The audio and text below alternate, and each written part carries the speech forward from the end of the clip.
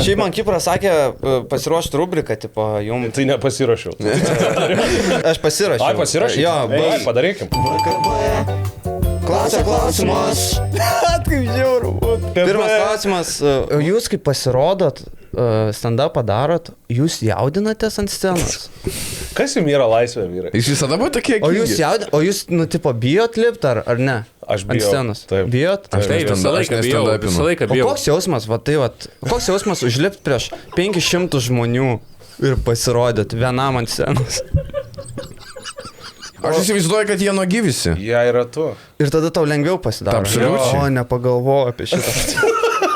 O kaip jūs sugalvojot būt komedijoje? O jūs buvot mokyklai klasės klaunai visi? Viktoras buvo, kaip matau. Blet, jeigu jūs paklausite, iš kur jūs bairius sugalvojate, iš kur semėtės idėjos. Net paskutinis. Aš vidėjau, nahui. Aš mirsiu, nahui. Man verda smegenis.